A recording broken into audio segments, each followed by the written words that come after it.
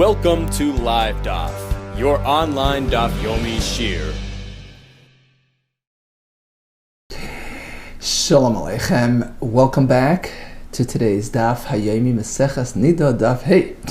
We begin 3 lines from the top of the Amud. Now, up until now, we, for the most part, spoke about an Isha who noticed dam, actual dam. And the question will be, at what point do we have a concern? Meaning, is it just going forward that she's tummy, or do we go back in time a bit? According to the Shitas Chachamim, it's me'es leis. So we go back 24 hours, and any taharis, truma, and kachin that she may have handled throughout that back 24-hour period, they are treated as tamei misafek, because you'll never know. Maybe the dam was already there, although it was unnoticed. Because as we explained back in the Mishnah, the dam is mitzame the ish even bebayis hachitzin, at the outer chamber, even before it exits. So that's the basis for the me'es leis concern. Now, what about a kesem? An isha notices a stain on her beged. So, as we want to see, for the most part, we treat the stain like a re'iyah. Meaning, we're not going to be more machmir. You see, there is a svara to say, well, a kesem, you don't really know when it came. It could have really come a while ago, and perhaps she didn't feel or notice it. So there's more reason for concern, to go back in time. Nevertheless, we see that typically we follow the same model, and we apply the same or similar type of tumah to a kesem as to an actual sighting of dam. Ketani, third line from the top. Ketani, so we learned in the Brisa. Shem tir shelebish has vesta. So here we're speaking about an isha who has a vest, has a set scheduled period. So she has a track record to have a scheduled period, and that presents a mitigating concern. It minimizes our unknown element, so to speak, because you expect it to come now, and you assume if it's here now, it showed up now. And therefore, at least according to Rabbi Daisa, if she actually notices dam at the point of her scheduled period, most likely it came now. We limit the tumah to the moment of discovery onward. We don't go back me'es leis. But by a kesem, says the Brisa, we do. Why? Because in a way, a kesem poses a greater concern of unknownness, right? As we explained before. And the truth is that even by Isha who has a vest, there is a phenomena of going back in time. Why? Because if she would have seen real dam randomly, out of schedule, you would apply the me'es leis time frame. So Rashi says, so basically we're going to use that as a model, as a basis, and apply it to the kesem as well. We don't want to invent new concepts for a kesem, but if we find already by this isha that me'es leis does apply under certain circumstances, for instance, if she sees her dam randomly, so likewise a kesem, which is in effect a random type of experience, will also be subject to me'es leis. Okay, now let's make a diuk. Let's infer. So apparently it's only because we're speaking about this ordinary woman who typically sees dam, except that she has a mitigating factor, she has a scheduled track record. But nevertheless, since if she would have see it out of schedule, the real dam, there would be a me'es leis applied. Same thing with the kesem, no matter when it happens. So over there we differentiate. Who the pligi rabbanan are going to split, are going to differentiate. Ben kismel riyas, between when she stains, in which case we say lema freya, you're tamei me'es leis l'riyas, as opposed to if she has her actual re'iyah now during the shas vest, we limit the concern to the time of discovery. And again, the point is because she still is subject to me'es leis if she would have seen out of schedule. So likewise, we apply that concern to kesem. So this is sort of an exception, that kesem is almost a bit more stringent, right? There's a sort of a chumrah to kesem over re'iyah. Again, we're talking about the isha has la vest. if she would see it during the vest, no meis leis applied. But a kesem, no matter when, even on schedule, would be subject to beis lemeis. Because this Isha, in theory, is also subject to beis leis if she would have had a real sighting, a real re'iyah of dam at her schedule. So, once she's subject to beis leis, on that account we apply it to any time she finds a stain. However, other types of women who are exceptions, are unique, we all agree that even if she has an actual re'iyah of dam, dayan shatan, the concern is limited to the time, to the moment of discovery. For instance, as Rashi, arva nashim, those 4 women, which we discussed earlier, yesterday's daf, we had the older woman, the expectant woman, who's not accustomed to seeing dam at all.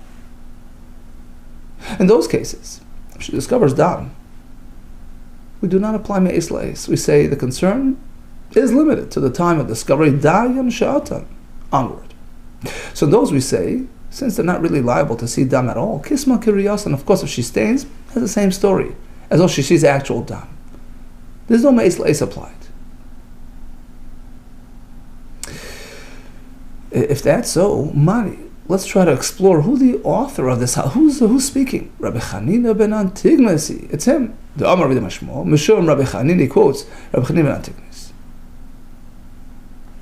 We'll go through a presentation regarding the idea of kesem.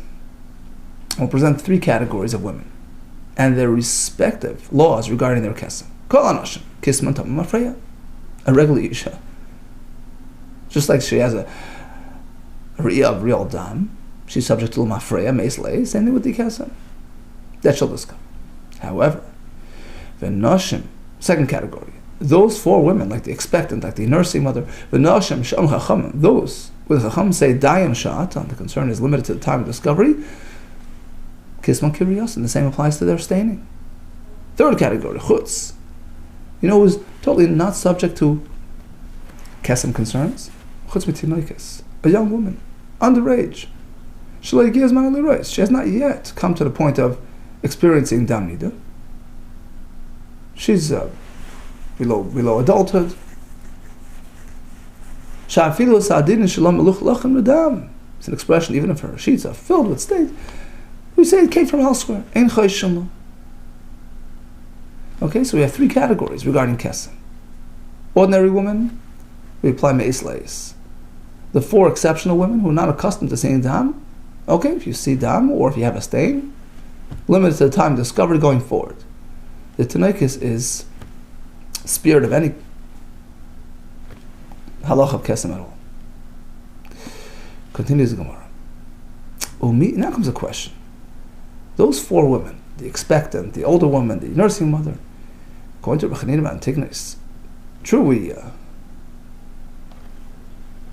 limit the concern to the time of discovery, but are they at all subject to the rule of kesem?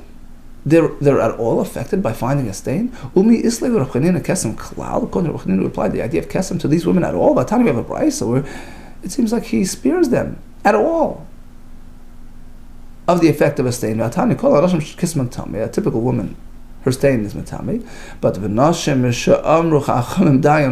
those 4 women, kisman tameh, their kesem is tameh as well. That's the Tanakama.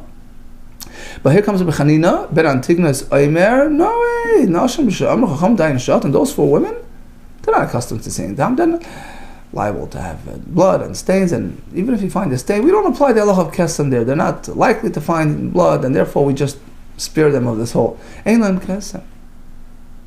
And earlier he said, of course they're subject to kesem, just the concern is limited to the time of discovery. Here he seems to say that they're totally kesem free. Misunderstanding. My love. So we're thinking ein lahem kesem klal, not at all subject to halach of kesem. No, that's not what he meant. Ein lahem kesem afreya. We don't apply a concern going back in time. But if they have a stain, we do consider them tummy going forward. And apparently the opposing opinion in the Brisa will hold that even by these 4 women, their stain is matami going back in time, me'is leis, b'chalal tanakama savar, afilu ma'afreya. which is a huge bombshell. So a woman who's typically not even going to see dam at all, you would think, suffice to say that she's tummy going forward. To go back in time, even by a kesem, let's realize a kesem is only with the rabbanon, right? A woman is only tummy minatayra if she actually experiences a trickle, but if she notices a stain, it's only tummy with the rabbanon. If it was concerned that it may have come from her, and despite the fact that she didn't really have an awareness of the blood, etc. But to say that it applies even to an older woman, expectant woman, Rabbi Meir heard the machmir gabik samim. Rabbi Meir is machmir like samim. That, listen to this, even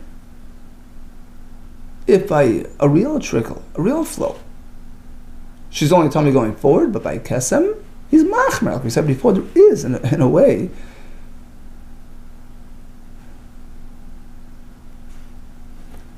a factor to consider by kesem over a flow, because you don't really know when it came. It came unnoticed. So Rameh is machmer, the most strict by examim.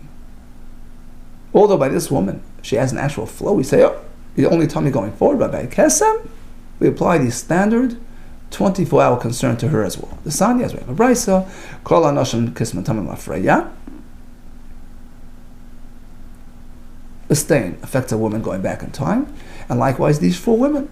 By those 4 women, even there, Kisman Tamil Mafrei Dibra Meir.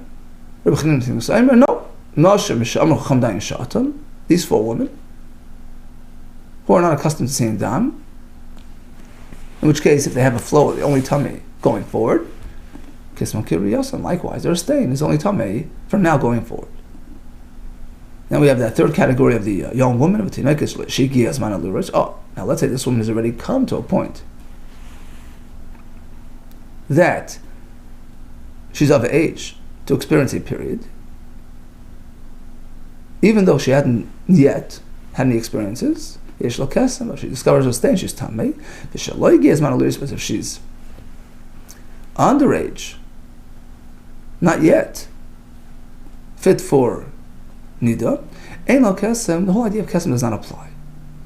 What's considered coming of age when she reaches adulthood. 12 years old, and she has the signs of maturity. Okay, so in conclusion, it would seem that typically a stain is treated like a flow. A flow is tamim minat-torah, and the rabbanon you go back 24 hours. Likewise, a stain. We have some exceptions. In the case of an isha sheish lavest, even though in some cases, like if she would have a flow on schedule, we say it's only tamei going forward, but the kesem isn't tamei going back. Regarding those 4 women who are called dayan sha'aton, the concern is only going forward. We have a machlekes, according to Rechinit ben Antignos. Likewise, the kesem is only tamei going forward. According to Rab Meir, the kesem, we apply me'es la'es model to that as well. Now, Mishnah speaks about the concern going back 24 age, unless she had an inspection, she had an examination, in which case we don't concern ourselves going beyond that examination, because the Badika confirms that she's tar. And likewise, if she spent time with her husband, and she utilized the idim, the cost, meaning she had performed an inspection, that also works like a Badika, and certifies her as tahar, in which case we have no concern beyond that point. Even the cloth, the inspection that preceded her experience with her husband, no, he says, that one does not have a minimizing effect. It's not treated like a proper examination. We are concerned going beyond that. Why? Why doesn't it count like a valid examination? My time, we're concerned about its lack of thoroughness, about its hastiness. My time, she's anxious. For her husband. So it's lacking in its thoroughness. Who cares if there's an element of rush. Because of that factor, she'll miss the nooks and crannies. So it doesn't really count as a valid bedika tanan. Look at the Mishnah, which seems to say it does. Mishnah speaks about the cloth pre and post experience. It's treated like an inspection. My love, let's assume the plural, right? Eidim, before and after. Chad, before lefnei tashmish. Chad, the other one is after lachat tashmish. You see that both do count. Loi, idivid lachat tashmish. Even though it's plural, they're both speaking after the experience. The plural is one his and one hers. It's not as we have in a Mishnah that was the practice to use a cloth for him and for her. The custom amongst Jewish women, they have the two cloths, one for him, one for her. Says the Gemara, what do you mean?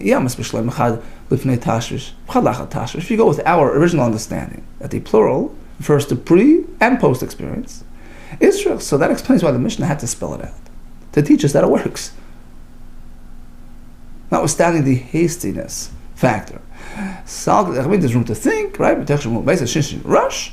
You would not do a proper inspection. The point of the counts. But according to your understanding, the Amris, they're both speaking after the experience, in which case it's a valid, unhasty experience. Why does Mishnah have to spell it out? Shit, of course. I mean, why would it be like any different than any other inspection? Of course it counts. The answer is there is another factor which can theoretically interfere with the effectiveness of the examination. There's room to think. Shema Tira, perhaps she experienced a tipas, a droplet of blood, the size of a mustard seed, teeny, and it was covered over by other fluids. The zera, concerned the zera covered over. Kamash, the point is no, if it's there she would see it.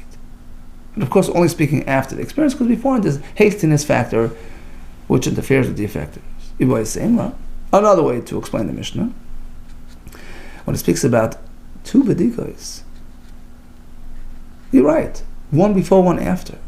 But only the one after helps us for our purposes to certify her as tahar. Ibo is saying, Mashtei bedikas, as Shulchan Rabban, the Mishnah is referring to the two bedikas that the Chachamim established as a standard practice for all women. One before, one after.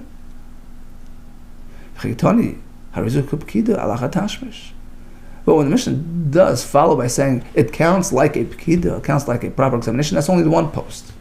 What do you mean about Hamishat Meshes Ketani? According to you, the Mishnah should word itself differently, which should say, well, you should know every woman is meant to have two bedikas, and oh, by the way, only the one after counts. Hamishat Meshes sounds like it's narrating a story. If she will do this, and it will count. But Tani, we have to revise it. So now the Mishnah is teaching us two things. First of all, Mishameshes B'shnei. We should know the established custom is to have. Right, the Chacham required you to have two bedikas. That's number one. Mishameshes B'eidim. Number two, one of those inspections, the one afterwards, counts as a pekida, because that was done thoroughly and calmly. And so, although typically the Isha will be tamei going back in time for 24 hours, but if there was an inspection, so that will shrink it, that will limit the 24-hour time period. And the concern only goes back to the moment of inspection, but not beyond that. Now, the Mishnah says that this Tashmish examination will limit the two time frames. It will limit the standard 24-hour concern, and also it limits. Suppose there was a standard examination done 5 hours ago, and this B'dika of Tashmish happened an hour ago. Will have a limited effect on the Pekida period too. Instead of being concerned going back 5 hours to the recent examination, no. We're only concerned going back an hour till the examination that happened by the Tashmish. So why does the Mishnah have to spell out both both points, that the bedika of the tashmish will limit the 24-hour concern and limit the most recent inspection time frame concern, which is a shorter time frame. Of course it could have that effect. It's a much shorter concern to begin with. Of course it would have a limiting effect on that. If it could have a limiting effect on a longer time frame, right? So once we know that it has a limiting effect on the meis leis, of course, will have a limiting effect on the pkida time frame, which in this case is just 5 hours. Right? So again, we're talking about the bdika of tashmish, which is ma'etes al-dad meis leis. Hashta meis leis ma'etes, if it has that effect on meis leis, which is a longer window to begin with, of course, it could have a limiting effect on the pkida concern.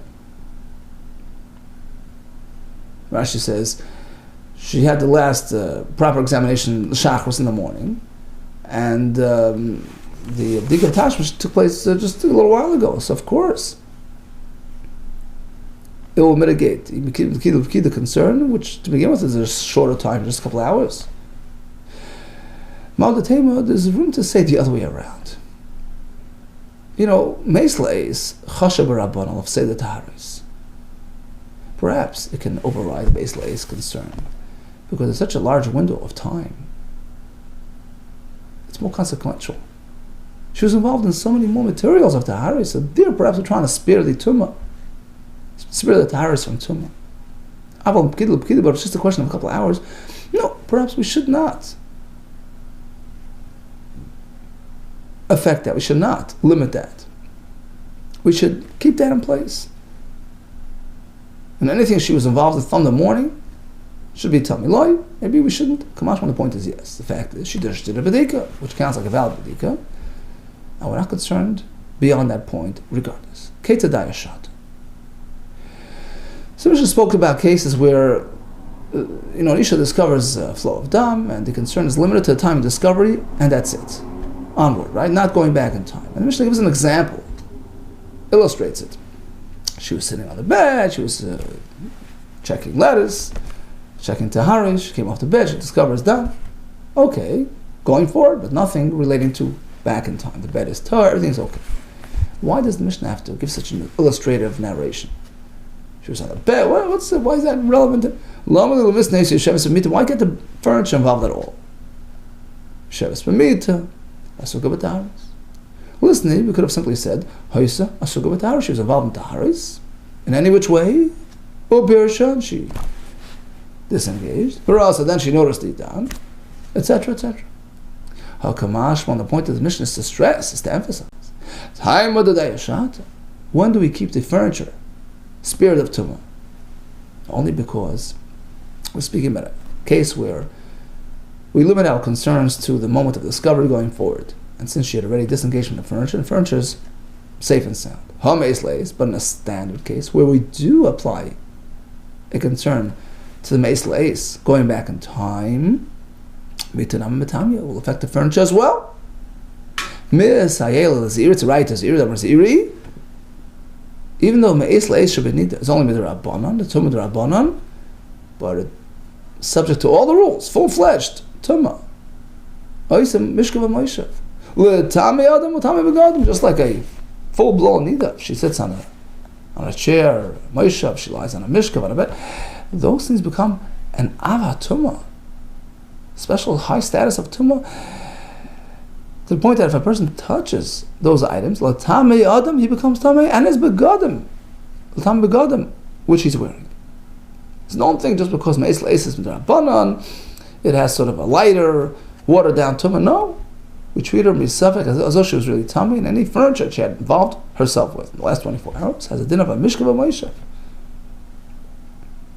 And that's being expressed now in Mishnah. The bed that she was sitting on would not be spared tumah if in fact we would apply the halacha meis leis to this woman.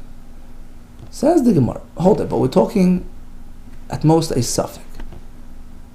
Meis leis, by its very nature, is an uncertain element, right? It's a suffix. We discussed this yesterday. When we have a suffix tumah in a rishus hayachid, What's the halacha? We learn from the halacha of the Saita that it's tamei, but that's only when it's involving a person with intellect, a person with das, who could be theoretically be asked about the particulars of the circumstance, right? So then we say safek is tamei. But a bed, this furniture has no das l'shoyl who. So why does it pose a concern of tamei at all? Hold over. That's a rule. Any item, she'emoy das l'shoyl sfeika, a safek tumah regarding that item is tar. Tirgum Ziri explains, we're not speaking about a bed on the floor. You see, Rashi points out the lettuce that she's holding in her hands. Of course, it's subject to tumah misafek because although the lettuce itself can't answer your questions, but the person's holding it. It's like an extension of the person that associates with the holder. But the furniture's on the floor. It's its own thing. The answer is no. It's being carried around by people. Porters are holding it. So it relates to the people carrying it, and a person has intellect, has das, has intelligence. Tirgum Ziri explained, we're speaking that her friends are carrying her around the bed, in which case the bed isn't just his own thing. The bed is like an extension of her friends. It relates to the person who has intelligence, and therefore the safek is tamei. Now we have another solution to this question. See, Rabbi Yechon taught us that even if the item is a dead piece of furniture on the floor, but if the catalyst, the transmitter of the tumah, was a person with intelligence, that too qualifies as davar sheyesh by das l'shoyl, in which case the safek is tamei. Once Rabbi Yechon teaches us that safek tumah, we have a safek tumah which came about through a person, even though the recipient of that potential tumah is just a piece of furniture on the floor, but if the vehicle for the tumah is a person, it's considered nishal naleha. It's as though it involves a person who has intellect and could be asked, and it could be afilu, even if the ultimate recipient of that tumah, the subject in question, is really a kli on the floor. Afilu b'kli munach al karka can be sheyesh b'das l'shoyl. So we treat it as though he has intellect. It could be asked. Basically, the vehicle, the transmitter, the person, plays a central role in this equation, and therefore we say safek is tamei. So back to our story with the woman on the bed, even if it's sitting on the floor, the furniture is sitting stationary on the floor, it doesn't matter because she is the vehicle and she has intelligence. So even if there's nobody carrying her b'mita, the tumah will apply. Gufa. Let's go back in classic Gemara fashion. Once we touched on something, we'll elaborate on it. So Rabbi Yechon taught us this interesting concept that if there was a person involved as a vehicle, as a conveyor, we focus on him and consider the yesh b'das l'shoyl, despite the fact that the recipient of that tumah is sitting inanimate on the floor. Gufa Amar Rabbi Yechon safek tumah haba, which came about b'di adam yishalom aleh afilu b'kli hamunach al gabekaki k'mish yesh b'das l'shoyl. Meisvei comes a kash. We have a brayso which seems to say otherwise. And we disregard the conveyor. We ignore the transmitter, who happens to be a person with intelligence, because the item in question has no das. Okay, wrapping himself with his talus, swinging around with taharos, v'tumais b'tzidai. He has items which are tar nearby, things which are tamei, v'taharos v'tumais l'malam roishay, or he has materials over him, tamei tar, and all kinds of possibilities that we have to consider.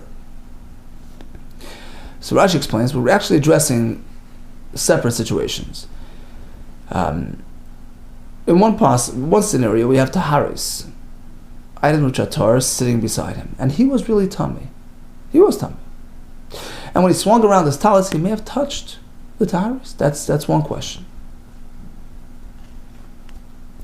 The other case is speaking that there was tumais next to him, a lizard, and he may have actually struck that item and received tumah. So we're talking about two separate, situations here, going in two directions. And we're going to focus on the first part, taharis. So he was tamei, and when he swung around his talus, he may have actually contacted the lettuce and made it tamei. We're not sure. Safek noga. Noga is not sure whether he touched or not tar. So it remains status quo.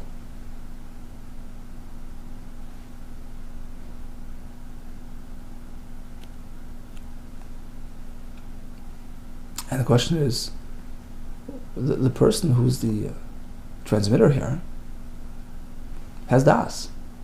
Why don't we say Safik Tumah is tummy? That's going to be the question. Let's just finish the brisa first. Now, if, no probability, he couldn't have gotten by without touching, then we say it's tummy. And Taisus asks, well, obviously, if it's impossible, then of course you have to conclude. He says it doesn't mean impossible, it means it's kara levade. Very, very likely. So we have to go with that possibility. Rabban Shimon Omer, he says, why do you have to speculate? Just do a replay. Omer, he says, we tell him, Shnei, redo it. Do another swing, let's see what happens. V'shoinin, he does it. They told him, no, you can't replicate. Ein shoinin b'taharis, we can't replicate a matter of taharis. You'll never know, maybe this time he swung it a bit differently. Okay, now, Amai, the question is, why does it remain tahar? Hasafak tumah above the adamu. Yeah, I understand the lettuce is sitting on the floor, uncarried, it's by anybody, it's its own thing, it's not intelligent, it's not das, but the person who may have possibly affected it, he has das. How about the adamu? He says, then we'll leave that alone, leave that brisa alone, the ton of Yeshia.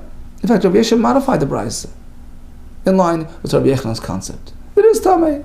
If it's in a private area, of course it's tamei because of Rabbi Yechanan's concept. It's called das l'shol. Okay, so when there's a safek tamei b'shus yachid, the general rule is there's no das, it's tar. If there's das, it's tamei. What if the item doesn't have das, but the person conveying the tumah has das? Rabbi Yechanan says it qualifies and it's tamei as well. Gufa. Let's go back to the question of what level tumah was activated by me'es le'es of niddah. What about the seat? What about the couch? What about the bed? Is it just plain tumah, or is it treated like an ava tumah, like a source tumah, just like if it would have been used by a real, full-fledged confirmed niddah? Gufa masiri. The answer is yes. Me'es le'es of niddah, the tumah that we apply during the 24-hour, back period of a niddah, gets full-blown tumah. Ois, mishkav, a moishav, a tamid adam, tamid gadam. Anything she used becomes a mishkav, a moishav, and it affects a person and his clothing. That's how severely tummy it is. Aini, is that true? When he came in Beichuzoi from that place, also he came along with a halacha, with a brayse of Aisim Asisim B'Yadei. No, it's not a full-blown tumah. Me'es le'es of niddah. What's her status during the 24-hour period? Mishkava or Moishava. Any mishkava or Moishava that she used, Kimago, has a limited tumah. It's akin to something that she had touched. Rashi explains, just like if she touched a fork. That fork is merely a rishon l'tumah. It cannot affect a person. A person can only become tummy through an av, through a source of tumah. Likewise, the couch, the seat, the bed has a rishon. My love, let's assume, mama go, just like the fork that she touches, loy metama adam will not affect a person because it's merely a rishon l'tumah, it's a lower level tumah. Af mishkava, likewise, her mishkava loy metama adam will not be affecting a person. Unlike Ziri, who applied the highest level of avatumah to her couch. Amar Rava, how could you say it? How could you suggest that? Listen to this logic. Umakli cheres. Look, earthenware, a pottery, container, surrounded by a proper seal. Hanitza b'el mace, which is now spirit of tumah, even if it's sitting in a room with a mace, that's the halacha. If it's a flush seal, of course, it protects all its content. Still, eino nitzu beis leis, so the kli and its content natar. Nevertheless, it will not be spirit of tumah. Suppose the niddah handled that container within her me'es leis time frame, becomes tamei. Certainly, mishkavos and maishavos, these couches, these seats, she'eina nitzoylin b'olam meis. Right, so these beds, these things which are not going to be spared in olam meis, there's no way to spare them. They were sitting in a room with a mace to become tamei. Of course, they should not be spared. Eina din she'ein nitzoylin, they're not going to be saved. B'meis le'esha b'niddah. Meaning, if the niddah sat on the moishav, if she lied on the mishkav, it should become an avatumah.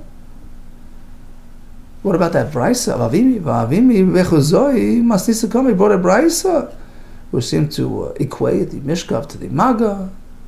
to limit it to the Rishon or Tumah level, we have to revise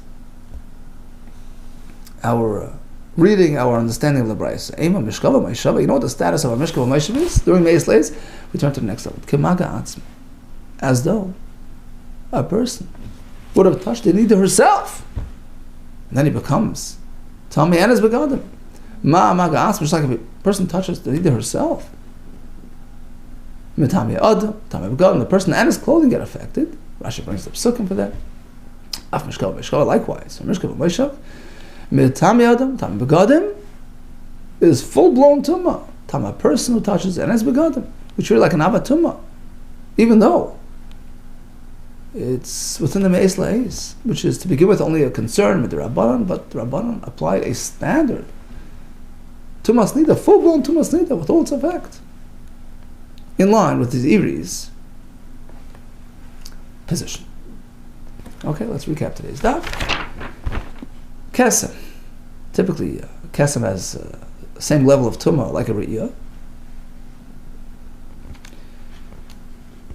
So in a regular Isha, we say Re'iyah is Matame Meis Leis, so is the Kesem. And we spoke about Arba Nashim, like the Zakena, the Muberes, the Minika. They are the Re'iyahs, only Matame going forward, Ayesha Ata. And likewise, the Kesem, according to B'chini Ben Antignas, Meir says, no, a Kesem is more Chomer, you don't know when it arrived, it's Tami Mafreya Meis Leis. A Tinoikis, who hasn't yet experienced Riyah, she's not at the time of Riyah, will not be subject to Kesem either. We spoke about the Isha being Tami Meis Leis back in time, but if there was a Bedika done, it will have a limiting effect on that Meis Leis, and likewise if she did a B'dika recently. And regarding the B'dika of Tashmish, Shmuel says only the one following can be considered like a proper examination, but not prior, because of the Muhumma L'Beisa factor.